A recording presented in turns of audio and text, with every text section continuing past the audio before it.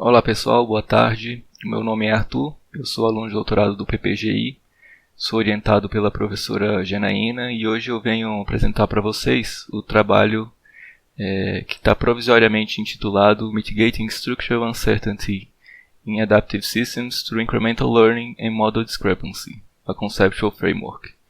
Esse trabalho está inserido no contexto de engenharia de software, mais especificamente da engenharia de sistemas autoadaptativos. Trazendo um breve sumário aí, começamos com a motivação que nos trouxe essa pesquisa, falaremos dos desafios encontrados pela comunidade e como é que a gente planeja tratá-los, né? A gente vai fazer uma breve fundamentação teórica com um resumo dos pontos mais importantes aí relacionados ao nosso domínio de pesquisa e para criar uma base comum, né, para a gente conseguir entender a proposta.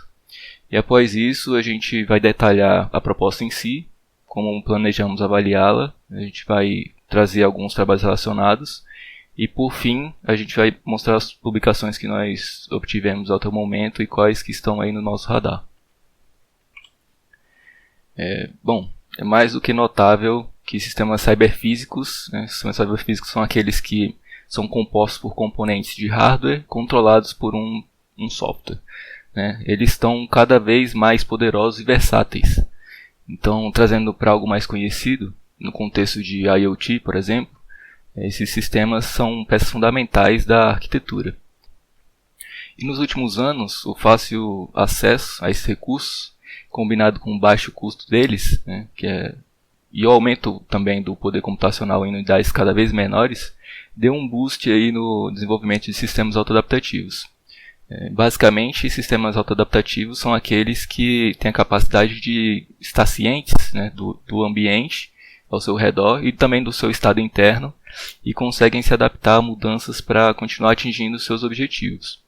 E nós podemos encontrar muitas dessas aplicações em domínios de controle e automação, ambiente de vida assistida, né, ou de saúde pessoal, transportes, né, com toda a sorte aí de veículos autônomos que a gente vê hoje em dia, e projetos de casas e cidades inteligentes, né? E muitos outros domínios aí. Bom, mas o que a comunidade vem percebendo é que é algo até intuitivo também, né? É que quanto mais complexo e pervasivo esses sistemas vão ficando, mais suscetíveis a incertezas, né? Eles vão ficando também. Então, existem muitas definições para incertezas, né, em sistemas autoadaptativos, mas infelizmente a gente ainda não tem um consenso sobre qual é o mais correto. Mas de qualquer modo, para o nosso propósito aqui, a gente pode entender incertezas como cenários ou mudanças que não são esperadas pelo sistema, né, que podem acontecer aí durante a execução. E hoje, mais do que cumprir os objetivos primários, né, do sistema e evitar que eles falhem, lógico, o processo de autoadaptação ele ocorre em tempo de execução para manter um certo nível ali de qualidade exigido. E qual que é o nosso desafio, né? Bom, o desafio é que lançar um sistema aí autoadaptativo hoje em dia, tanto no mercado como na academia, é como navegar em um mar de incertezas, né? Fazendo uma analogia aqui. A execução do sistema está constantemente ameaçada por uma vasta gama de fontes de incertezas, né? Que, aliás, podem ocorrer tanto em tempo de projeto, né, como, por exemplo, na especificação dos objetivos, onde você pode, por exemplo, descrever erroneamente um objetivo ou até deixar de especificar algum deles, ou no próprio levantamento aí de requisitos.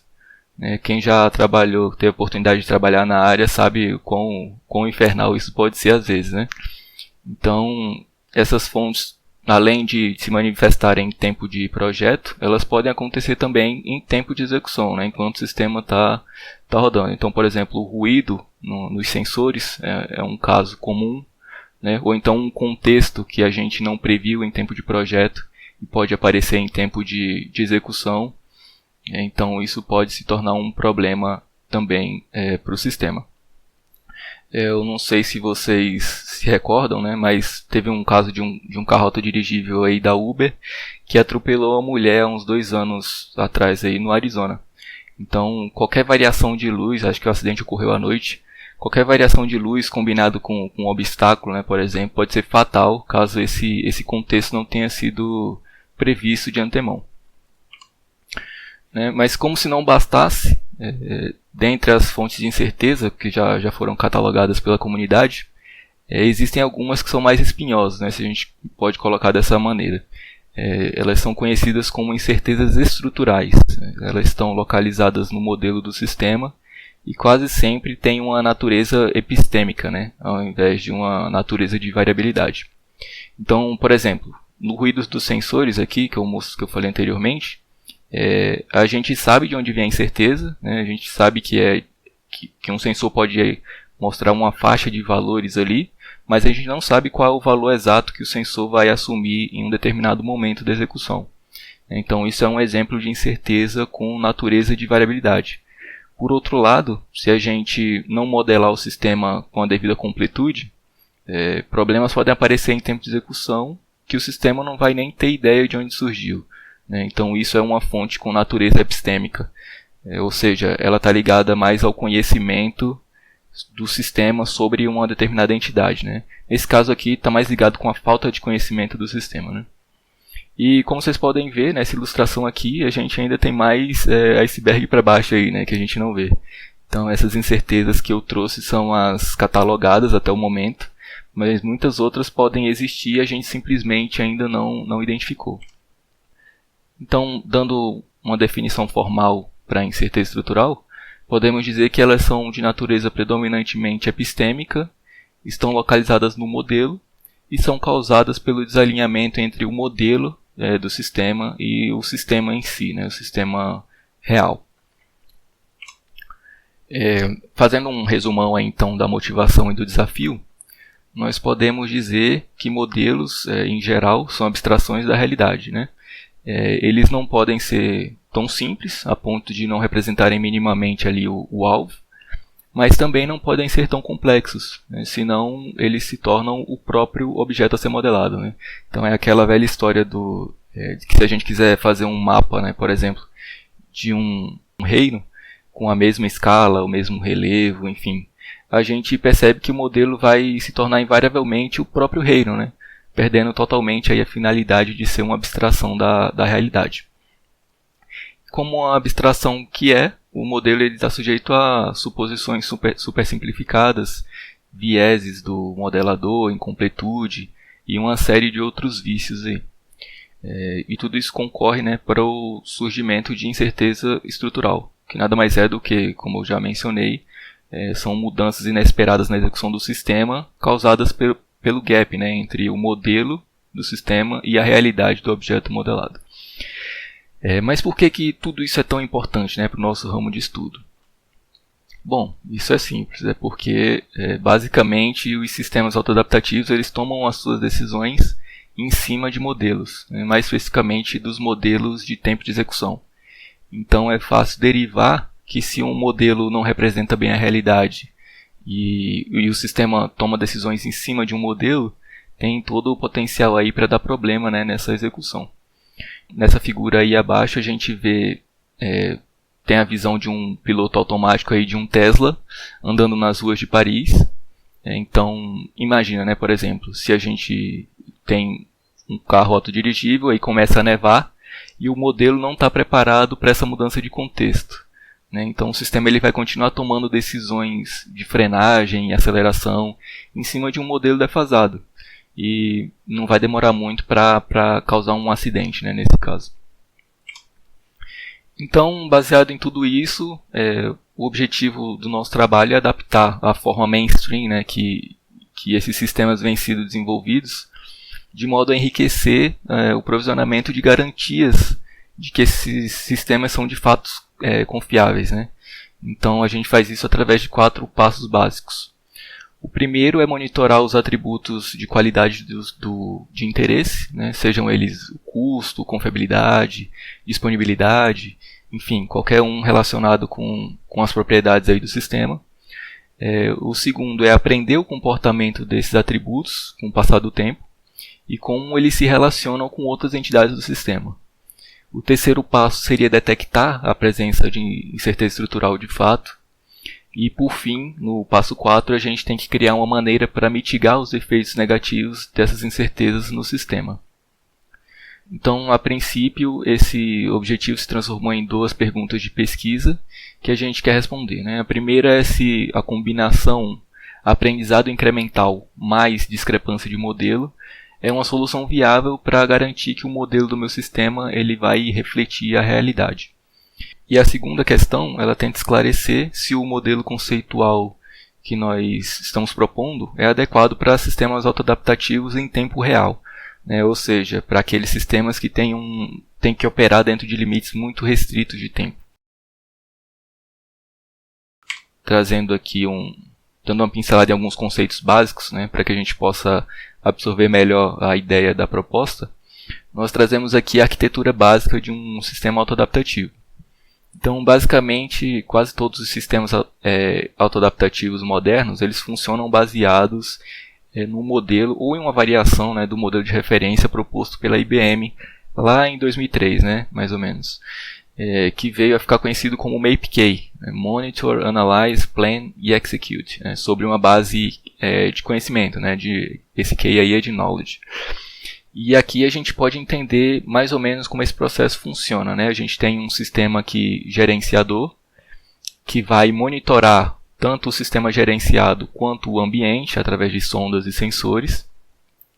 Esse sistema vai analisar, né, se o estado atual do sistema gerenciado ele é capaz de continuar cumprindo os objetivos aí do sistema.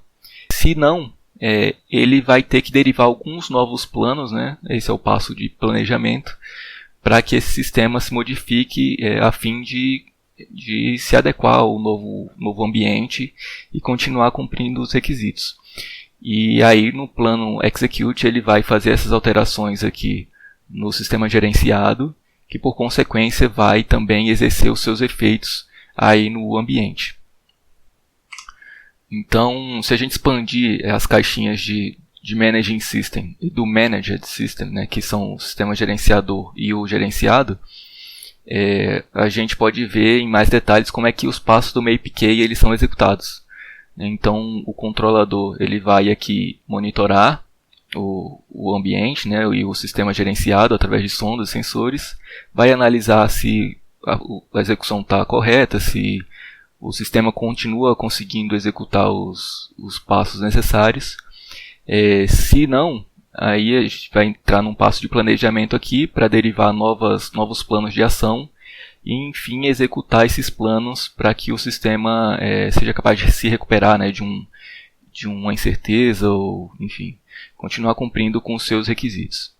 E se vocês notarem bem, a gente tem aqui uma caixinha de Runtime Simulator, né? E esse passo ele é fundamental para a nossa abordagem.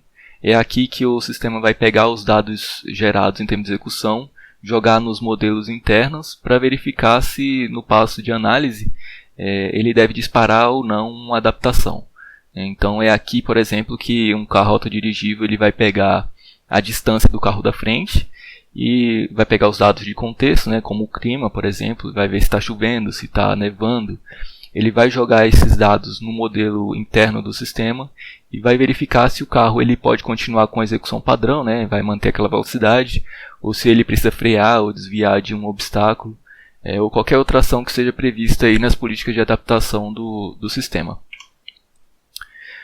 Outra ideia interessante que eu queria trazer para vocês antes da gente embarcar aí na proposta é sobre a similaridade, né, que a gente tem entre o nosso problema e o problema de Concept Drift que nasceu lá no campo de Machine Learning.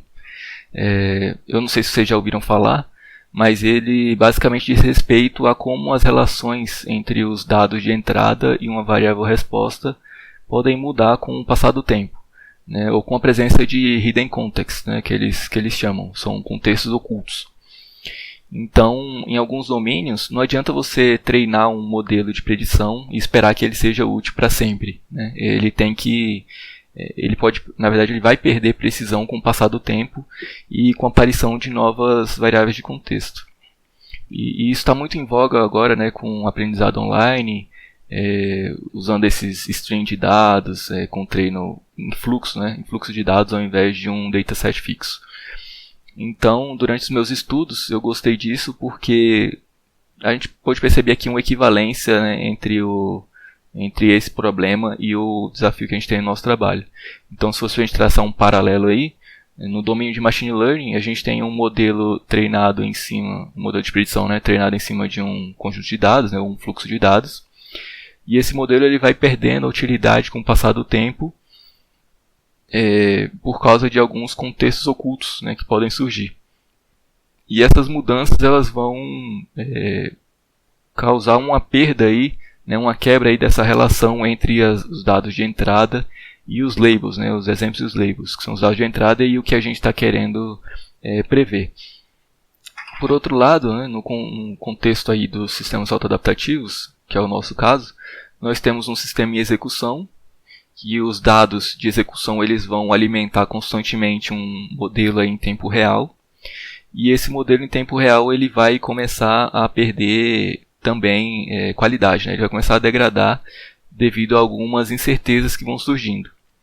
E assim, com o passar do tempo, esse modelo ele não vai ser mais útil para representar de forma fidedigna aí o nosso sistema real. Então, como vocês podem ver, o problema casou direitinho aí em ambos os domínios. Então, acho que agora a gente já tem um insumo suficiente para discutir a proposta em si, né? Então, começando pelas nossas hipóteses, nós cremos que um desvio na qualidade de serviço de um sistema, ou até de um atributo específico, ele pode ser um indício de incerteza estrutural. Então, nós também acreditamos que ter um modelo de tempo de execução sempre atualizado, ele vai diminuir essa discrepância, né, que existe entre a realidade e o modelo, e por consequência isso vai acabar diminuindo o risco de incerteza estrutural, né, e a sua incidência. Partindo para o método em si, a ideia é a gente monitorar e modelar constantemente o comportamento aí dessas variáveis de interesse, com o objetivo de comparar e medir a discrepância do que está sendo simulado pelo modelo e o que está de fato sendo coletado aí do sistema. E a gente consegue fazer isso adaptando uma técnica que ela é já conhecida em outros campos de estudo, né, como por exemplo economia, gerenciamento de recursos hídricos e outros domínios, para identificar a presença de incerteza estrutural e quantificar essa discrepância. O nosso objetivo com isso é disparar, né, um processo de atualização do modelo para que ele fique o mais fidedigno possível à realidade a todo momento, né? Legal, então finalmente chegamos ao nosso framework conceitual aí que estamos propondo. Ele mescla alguns passos já conhecidos do processo de desenvolvimento, né, e provisionamento de garantias para sistemas autoadaptativos, que são esses em cinza, né, e algumas das nossas contribuições, que são essas em amarelo. Então eu vou descrever rapidamente quais são os fluxos possíveis aqui nesse modelo, e nos próximos slides eu vou me ater às caixinhas que são a nossa contribuição, né? E que de fato vão adicionar confiabilidade ao processo. Então, levando em conta essa questão aí da incerteza estrutural. Então, começando aqui em tempo de design, nós temos alguns passos comuns, né? Nós temos aqui o desenvolvimento da especificação do sistema, que pode ser em forma de modelo, em forma de documentação, enfim. E a partir dele a gente vai derivar alguns modelos verificáveis. Então, alguns conhecidos, né? A gente tem o DTMC, né? Que é o Discrete Time Markov Chain. Nós temos o CTMC, que é em tempo contínuo. Nós temos o MDP, né? Que é o Markov Decision Process. Enfim, todos esses modelos eles são opções que a gente pode utilizar, porque eles são modelos verificáveis, né, por um processo de model checking, que é o nosso passo 3. Depois de verificadas as propriedades do sistema, a gente pode partir para o deploy em si, né, para a implantação do sistema. E aí, chegando em tempo de execução, depois de fazer o deploy, nós temos o conceito de feedback loop longo e curto. A ideia é que no feedback curto, a gente tem esse trabalho de atualização do modelo de execução. E se isso não for suficiente, né, e a qualidade do serviço ela continuar caindo, aí sim o loop longo ele é ativado para fazer algumas alterações mais profundas aí no sistema. Então, no passo 6, a gente pega esses dados monitorados aqui da execução do sistema. E além disso, a gente está constantemente verificando se houve alguma mudança, né, tanto na distribuição desses dados ou na relação entre o dado de entrada e a variável resposta, né? No processo mais comum, esse passo de Runtime Verification, que é o 6, né, que eu mencionei, ele só é utilizado para verificar se as propriedades do sistema elas continuam sendo respeitadas com base nas configurações atuais.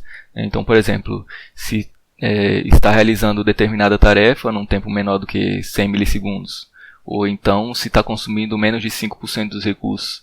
Então a nossa ideia foi enriquecer esse processo para, além dela fazer isso, né, ela conseguir verificar também se há alguma possibilidade de violação dessas propriedades em um futuro próximo, né? Não só atual, mas também com a visão aí no futuro. E para isso, como já mencionado, nós lançamos mão de técnicas de aprendizado supervisionado, né, como regressores e classificadores, que já são consolidados na literatura. Então, por enquanto, nós estamos validando nossos experimentos com as Hoffman Trees, né, que são baseadas nas Very Fast Decision Trees, mas isso não é algo fixo, né? A proposta não é restritiva quanto ao algoritmo a se utilizar. Além disso, a gente usa uma técnica de Concept Drift Detection para verificar se houve alguma mudança na distribuição dos dados, né, ou se houve alguma mudança no relacionamento devido a algum contexto oculto que apareceu aí. Então, por enquanto, nós usamos o Adaptive Window para fazer essa detecção, mas, novamente, não é restritivo, né? Várias outras técnicas podem ser utilizadas. Legal, chegando ao passo 7, né, que é o monitoramento da discrepância, que é um dos passos mais importantes aí da proposta, né, porque é onde a gente vai identificar as incertezas estruturais.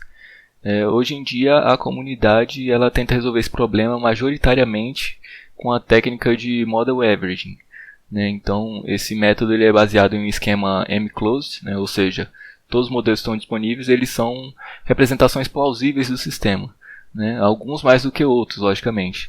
Por isso que a melhor aproximação do sistema é obtida através de uma média desses modelos, né? E aí pode ser ponderado ou não. Então, por exemplo, se eu quero modelar a disponibilidade de um cluster, eu posso ter várias visões sobre o contexto, né, em um determinado período. E eu posso tomar uma atitude otimista quanto a esses contextos, né, onde eles vão ficar, por exemplo, 100% do tempo online, né, o cluster. Ou a gente pode ter uma atitude neutra, né, onde o cluster vai ficar 85% do tempo online. Ou pessimista, né, o cluster vai ficar, por exemplo, 70% do tempo online. E aí, baseado nessas saídas, né, dos modelos, eu posso tirar uma média dependendo do contexto ativo, e essa média ela vai representar o sistema em si, né? Uma outra abordagem que é bastante utilizada é o Model Selection, que basicamente, em vez de tirar a média dos modelos, ele vai escolher um dos modelos disponíveis para representar o sistema.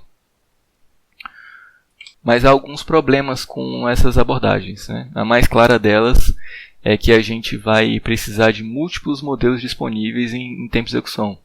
E além disso, além do custo de armazenamento que isso traz, né, gerenciar muitos modelos em tempo de execução pode ser uma tarefa meio caótica, né, para o sistema.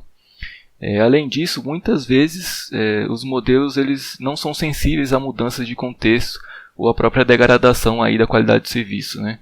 Então, os modelos que você pensar lá no início, eles vão precisar ser utilizados durante todo o ciclo de vida do sistema. E isso é bastante utópico para sistemas que são altamente dinâmicos, né?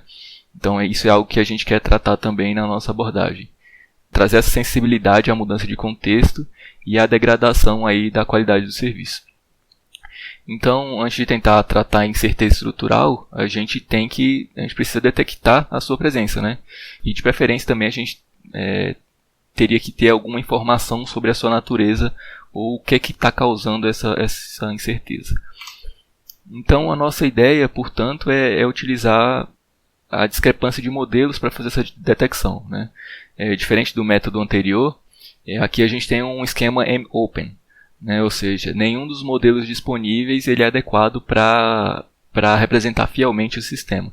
Então, por isso a gente tem que monitorar e comparar constantemente os atributos de qualidade, né, coletados na realidade e comparar, né, com um simulado aí pelo modelo. E é dessa diferença, né, que a gente consegue chegar a um termo de discrepância, né, que é a quantificação dessa diferença entre o modelo e o modelado. E aqui aquele processo de drift detection, né, que a gente comentou lá anteriormente, ela vai ser útil, né, porque assim como no problema de conceito de drift, esse processo de desalinhamento ele pode ocorrer de diferentes maneiras, né, ele pode se dar gradualmente, abruptamente, ele pode ser suave, né, essa discrepância, ou ela pode ser cíclica, né, recorrente. Então recapitulando aqui, na Runtime Verification, a gente vai aprender o modelo das variáveis de interesse, a gente vai verificar se há alguma mudança ou não nas propriedades, mas a gente pode também verificar se as propriedades elas são violadas ou não, né? Então, se a gente tiver uma violação das propriedades ou a gente tiver que alguma delas será violada em um futuro próximo, a gente tem que habilitar aqui uma fail-safe policy, uma política segura aqui, para o sistema continuar executando de modo seguro, ou então fazer até uma pausa na execução do sistema, enquanto o long loop ele é ativado, né, para fazer as mudanças mais profundas aí no sistema. Um segundo caminho aqui é nenhuma propriedade ser violada, né? E aí a gente vai cair no passo de monitoramento de discrepância. E aí a gente, se houver uma discrepância, né? Se uma discrepância ultrapassar um certo threshold que foi definido por a gente previamente, a gente vai ter que perguntar se esse modelo está atualizado ou se ele está desatualizado. Se ele estiver atualizado, quer dizer que a gente já rodou esse loop curto aqui, né? E ele não foi suficiente para tratar o problema, né? Então a gente vai ter que disparar aqui, ativar o nosso loop longo, e ele vai ser responsável por fazer as mudanças mais profundas aí no sistema. Caso esse modelo esteja desatualizado, aí a gente passa para a nossa próxima etapa, né? Que vai ser esse passo 8 aí. Então, o primeiro passo aqui dessa sequência vai ser utilizar o modelo aprendido nos passos anteriores para procurar correlações entre os contextos ou componentes, né, que fazem parte do sistema e as variáveis de interesse, né, principalmente aquelas que indicam uma discrepância entre o modelado e a realidade, né. E em posse desses modelos de predição, a gente vai poder também medir a relevância desses contextos, né, e desses componentes na variável resposta. E aqui provavelmente a gente vai fazer uma análise de sensibilidade, né, para calcular essa importância, mas outros métodos podem ser utilizados também, né, como projeto fatorial, ou então a gente fazer um ranqueamento aí baseado em métricas de correlação. Finalmente a gente vai pegar essa relevância do passo anterior e a gente vai utilizá-la, né, para atualizar o modelo de runtime. Então o modelo que utilizamos em termos de execução é um modelo paramétrico. Então a atualização desse modelo ele vai ser basicamente com coeficientes, né? Esses coeficientes eles vão alterar o impacto de cada módulo dentro dessa fórmula. E esses coeficientes eles vão ser retirados justamente desses fatores de importância calculados aqui no passo anterior. Beleza, então assim a gente fecha o nosso loop curto, né? Passando por aqui pela atualização do modelo, e a gente vai realimentar a nossa base de conhecimento com o nosso modelo mais atualizado. E como eu já tinha comentado, né, ainda há a possibilidade dessas alterações elas não serem suficientes para tratar das incertezas estruturais, né, ou pelo menos para dar uma sobrevida ali para o sistema. Então, se por exemplo o problema for de incompletude, a gente vai, através das iterações, deixando o modelo mais fiel ao sistema, mas no fim o que está errado é o próprio sistema, né? Então, desse modo a gente tem que implementar modificações mais profundas na funcionalidade ou até mesmo na arquitetura, né, do sistema. E essas mudanças podem ser, né, entre elas, a gente pode criar novas políticas, né, e planos de adaptação, a gente pode refinar as propriedades que já existem ou criar novas propriedades, ou a gente pode até mesmo chegar ao ponto de introduzir novos componentes e novas funcionalidades no sistema, né? Então, apesar de eu já ter feito alguns estudos de viabilidade com os métodos individualmente, né, o framework conceitual como um todo ainda está em desenvolvimento. Então, por enquanto, eu vou descrever como a gente vai validar, né, o projeto, mas os resultados em si eles vão ficar aí como cenas dos próximos capítulos. A gente pretende validar a proposta seguindo o Go Question Metric, né, Plan. Então as perguntas e os experimentos eles já estão sendo desenhados de modo a conversarem bem aí entre si. A ideia inicial é validar o método em um estudo de caso próprio, que está sendo desenvolvido já pelo nosso grupo lá do LES há um tempo. Ele é a BSN, a Body Sensor Network, que como o nome já diz, né, ela é uma rede de sensores corporais utilizada para checar os sinais vitais de uma pessoa, né, de um paciente, e disparar alerta em caso de alguma anomalia. Então é um estudo de caso relativamente robusto e já tem sido usado em diversos trabalhos aí do nosso grupo publicados, né, trabalhos publicados. E uma vez que a gente tenha sucesso nessa validação inicial, aí a gente pode pensar em expandir para outros estudos de caso, né, que já são consolidados pela comunidade. Aqui eu trouxe alguns trabalhos relacionados, eu trouxe os mais importantes, né, a título de ilustração, mas essa lista é um pouco mais extensa na realidade, né? Então na tese ela já está tomando um tamanho bem considerável. E como vocês podem ver, o nosso trabalho se diferencia basicamente aí na gama de incertezas, né, que podem ser potencialmente tratadas e nos métodos utilizados, né, para tratar essas incertezas. Lembrando que o nosso foco aqui ele é na adaptação e na modelagem do sistema, mas com essa adaptação, né, a gente visa atingir uma resposta mais rápida, né, e confiável quando a incerteza se fizer presente aí na execução. Para finalizar, eu trouxe algumas publicações nossas que estão de alguma forma relacionadas com esse trabalho. Por exemplo, essa primeira publicação aí foi em uma conferência 2, ela está relacionada com os passos 6 e 8, né, que é a parte de learning lá e a parte de encontrar correlações entre contextos e variável resposta, enquanto essa segunda publicação, né, foi um Journal A1, a gente abordou pontos mais relacionados ao passo 8A.